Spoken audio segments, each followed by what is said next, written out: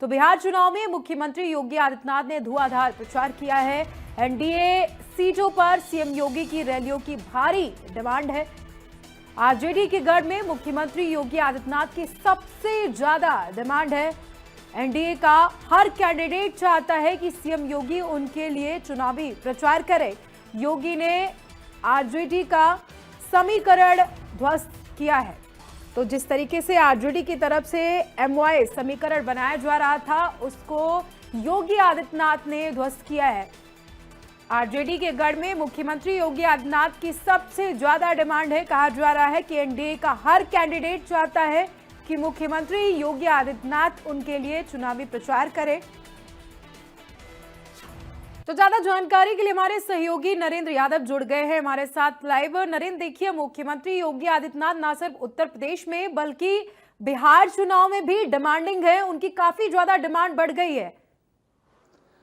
देखिए सोनम, बिहार विधानसभा चुनाव को लेकर जिस तरीके से सरगर्मियां बढ़ रही हैं, ऐसे में मुख्यमंत्री योगी आदित्यनाथ की डिमांड लगातार वहां पर बढ़ रही है और उनको सभी जो उम्मीदवार हैं वो चाहते हैं कि मुख्यमंत्री योगी आदित्यनाथ उनके क्षेत्र में जनसभा करें, रोड शो करें और जिससे उनके पक्ष में माहौल बन सके। इसको लेकर जो भीड़ उमड़ती है और जिस शैली में योगी का भाषण होता है उसको वो काफ़ी प्रभावित करते हैं, क्योंकि उत्तर प्रदेश और बिहार के लोग आपस में मिले जुले हैं। बहुत सारे लोगों का आवागमन होता है, तो जो राजनीतिक सरगर्मियां बिहार में हैं उसका असर उत्तर प्रदेश में भी पड़ता है। और अगर उत्तर प्रदेश के मुख्यमंत्री बिहार में प्रचार करने जाते हैं, कानून व्यवस्था का जिक्र करते हैं और तमाम जो डेवलपमेंट के काम हुए हैं उसकी बात करते हैं, वन डिस्ट्रिक्ट वन प्रोडक्ट के तहत यहाँ पर काम हुआ है, ऐसा काम जो है करने वाले मुख्यमंत्री अगर बिहार में जाएंगे, पड़ोसी राज्य में जाएंगे, प्रचार करेंगे तो निश्चित तौर पर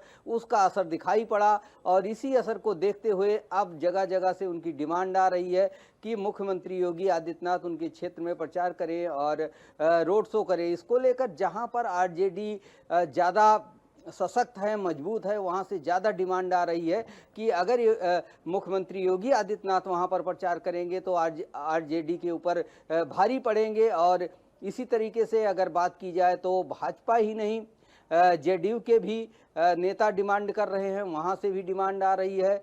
और इस तरीके से देखा जाए तो भारतीय जनता पार्टी के साथ जो एनडीए का गठबंधन है, जिनको सीटें मिली हैं, सभी लोग चाहते हैं कि मुख्यमंत्री योगी आदित्यनाथ उनके क्षेत्र में प्रचार करें, क्योंकि जिस तरीके से सीएम अपनी सधी हुई भाषा में बात करते हैं और कानून व्यवस्था को लेकर बात करते हैं और विकास की बात करते हैं, वो लोगों को पसंद आता है। उत्तर प्रदेश में दूसरी बार मुख्यमंत्री बने हैं योगी आदित्यनाथ और उन्होंने जिस तरीके से कानून व्यवस्था को लेकर काम किया है, रोजगार देने को लेकर काम किया है, उसको देखते हुए उनकी डिमांड वहाँ पर बढ़ती है। लेकिन जिस तरीके से वो संबोधन करते हैं उसका भी असर दिखाई पड़ता है। प्रधानमंत्री नरेंद्र मोदी और अमित शाह के बाद योगी की सबसे ज़्यादा डिमांड है और उतनी जनसभाएं शायद पीएम ना कर पाएँ, अमित शाह ना कर पाएँ। तो अब लोगों की निगाहें योगी आदित्यनाथ पर टिकी हुई है कि उनको डिमांड किया जाए, उनको यहाँ पर आने के लिए बुलाया जाए, जिससे उनको क्षेत्र को मजबूती मिल सके और जीत सुनिश्चित की जा सके और जीत के अंतर को बढ़ाया जा सके। तो इस तरीके से योगी आदित्यनाथ बिहार में काफ़ी डिमांड वाले नेता बन गए हैं। भारतीय जनता पार्टी के स्टार प्रचारक हैं, पूरे देश में प्रचार करते हैं। लेकिन हिंदी भाषी क्षेत्र के बिहार में जिस तरीके से उनकी डिमांड बढ़ी है उसको लेकर कहा जा सकता है कि मुख्यमंत्री योगी आदित्यनाथ भारतीय जनता पार्टी के स्टार प्रचारकों और डिमांड में नंबर 1 पर पहुंच चुके हैं। जी सोना। नरेंद्र, देखिए, जिस तरीके से आरजेडी का एमवाई फैक्टर जो चला रही है आरजेडी, उसको कहीं ना कहीं नुकसान की आशंका भी है अगर मुख्यमंत्री योगी आदित्यनाथ इसी तरीके से जनसभाओं को संबोधित करते हैं तो।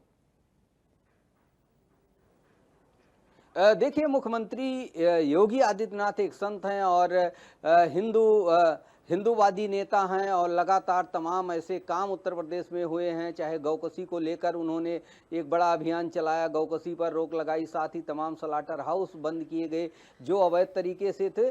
तो हिंदुत्व की आवाज़ हैं मुख्यमंत्री योगी आदित्यनाथ। अगर वो बोलते हैं तो जो जातीय समीकरण होता है वो कहीं ना कहीं धाराशायी होता है, वो बिगड़ता है और पूरी एक जो लॉबी होती है, एक लॉबिंग होती है वोटों के प्रति भारतीय जनता पार्टी की, उसको कहीं ना कहीं मजबूती मिलती है। तो जो हिंदुत्व का चेहरा होता है और जिस तरीके से उत्तर प्रदेश में कानून व्यवस्था को लेकर काम किया गया, तमाम इनकाउंटर किए गए और तमाम अपराधियों को सलाखों के पीछे भेजा गया, इन सारी चीज़ों का असर वहाँ पर दिखाई पड़ता है। तो निश्चित तौर पर कहा जा सकता है कि जितने भी फैक्टर होते हैं मुख्यमंत्री योगी आदित्यनाथ के बयान के बाद वहाँ निश्चित तौर पर बदलते नजर आते हैं। सोनम, चलिए ठीक है, तमाम जानकारी के लिए आपका बहुत शुक्रिया नरेंद्र। इंग्लैंड की नागरिकता वाले मौलाना शमशुल पर एफआईआर दर्ज की गई है। भारत में इस्लामीकरण को बढ़ावा देने का आरोप लगा है। खलीलाबाद थाने में धोखाधड़ी और विदेशी मुद्रा का केस दर्ज किया गया है। एटीएस जांच में यह खुलासा हुआ है। संदिग्ध गतिविधियों में मौलाना शामिल बताया जा रहा है। आजमगढ़ संत कबीर नगर के मदरसे की मान्यता भी रद्द कर दी गई है। रजा फाउंडेशन का रजिस्ट्रेशन भी अब कैंसिल हुआ है। आजमगढ़ संत कबीर नगर के मदरसों की मान्यता भी रद्द कर दी गई है। इंग्लैंड की नागरिकता वाले मौलाना शमशुल पर एफआईआर दर्ज की गई है। भारत में इस्लामीकरण को बढ़ावा देने का आरोप लगा है मौलाना पर। खलीलाबाद थाने में धोखाधड़ी विदेशी मुद्रा का केस दर्ज किया गया। तो ज्यादा जानकारी के लिए हमारे सहयोगी मोहन राजभर जुड़ गए हमारे साथ। मोहन, देखिए जिस तरीके से मौलाना को लेकर के तमाम खुलासे हुए, एटीएस की जांच में क्या कुछ अपडेट है इसको लेकर? तो मौलाना शमशुल पर एफआईआर दर्ज की गई है। मिली जानकारी के मुताबिक भारत में इस्लामीकरण को बढ़ावा देने का आरोप लगा है। साथ ही साथ विदेशी मुद्रा की फंडिंग को लेकर भी मुकदमा दर्ज किया गया है। धोखाधड़ी को लेकर खलीलाबाद थाने में मुकदमा दर्ज किया गया है। खलीलाबाद थाने में मौलाना के खिलाफ धोखाधड़ी और विदेशी मुद्रा के मामले में केस दर्ज किया गया है। एटीएस जांच में खुलासा हुआ। संदिग्ध गतिविधियों में मौलाना शामिल बताया जा रहा है।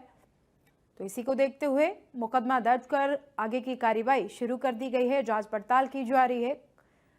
मिली जानकारी के मुताबिक भारत में इस्लामीकरण को बढ़ावा देने का भी आरोप मौलाना शमशुल पर लगा है और इसके बाद एटीएस की जांच में तमाम खुलासे हुए। कहा जा रहा है कि संदिग्ध गतिविधियों में भी शमशुल शामिल है। इसी वजह से उसके ऊपर अब जांच बिठाई गई है, कार्रवाई की जा रही है।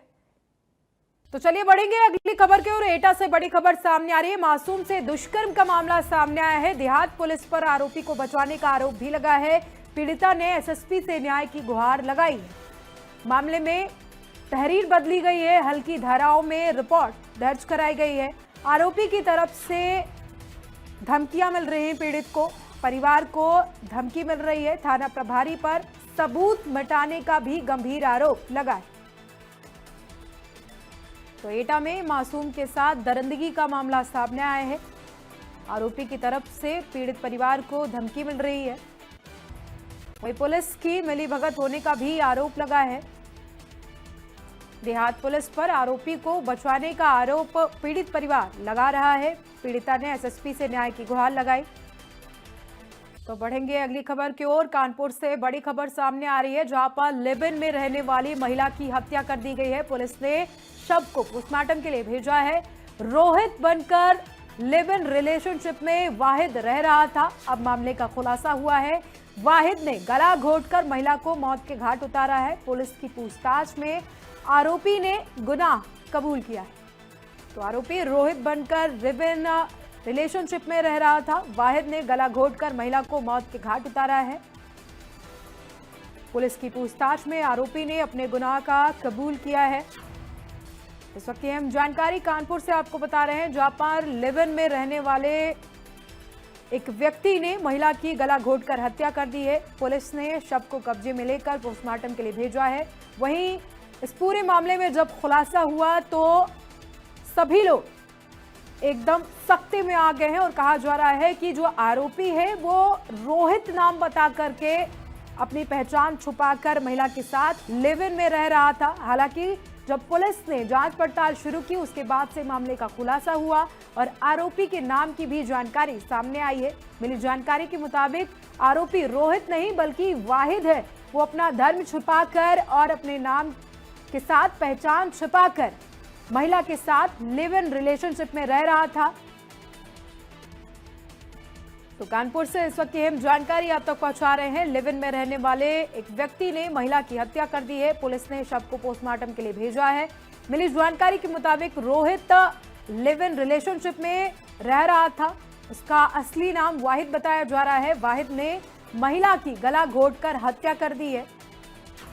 पुलिस की पूछताछ में आरोपी ने अपने गुनाह को कबूल किया है और पूरे मामले पर पुलिस ने खुलासा करते हुए बताया कि आरोपी का नाम रोहित नहीं बल्कि वाहिद है, जो धर्म छिपाकर महिला के साथ लिव इन रिलेशनशिप में रह रहा था।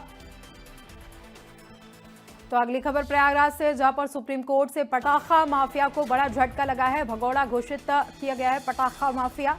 कादर को बड़ा झटका लगा है। भगौड़े कादर की जमानत याचिका सुप्रीम कोर्ट से खारिज कर दी गई है। 100 करोड़ की ठगी मामले में कादर फरार चल रहा था। शाहगंज समेत अन्य थानों में एफआईआर भी दर्ज है और अब इसी मामले को लेकर कोर्ट ने जमानत याचिका खारिज की।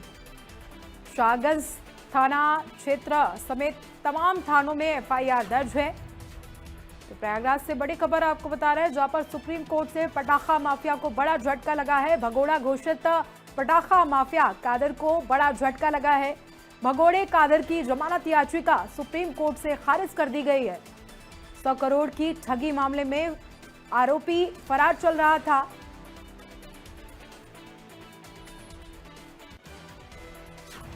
तो बढ़ेंगे अगली खबर की ओर। चित्रकूट से बड़ी खबर आपको बता रहे हैं, जहां पर नेशनल हाईवे 35 पर भीषण सड़क हादसा हुआ है। तेज रफ्तार कार और बस की जोरदार भिड़ंत हुई है। सड़क हादसे में 4 लोगों की दर्दनाक मौत हो गई है। हादसे में कई यात्री गंभीर रूप से घायल बताए जा रहे हैं। जानकारी के मुताबिक डीएम और एसपी मौके पर पहुंचे हैं और राहत बचाव कार्य शुरू किया गया है। सड़क हादसे में कई यात्री गंभीर रूप से घायल हुए हैं। घटना की जानकारी मिलते ही डीएम और एसपी मौके पर पहुंचे हैं। चित्रकूट से खबर आपको बता रहे हैं, जहां पर नेशनल हाईवे पर भीषण सड़क हादसा हुआ है। तेज रफ्तार कार और बस की जोरदार भिड़ंत हुई है। सड़क हादसे में 4 लोगों की दर्दनाक मौत हो गई है। हादसे में कई यात्री गंभीर रूप से घायल बताए जा रहे हैं। चित्रकूट में नेशनल हाईवे 35 पर बड़ा सड़क हादसा हुआ है। तेज रफ्तार कार और बस में जोरदार भिड़ंत हुई है। सड़क हादसे में 4 की मौत बताई जा रही है, जबकि कई अन्य घायल बताए जा रहे हैं।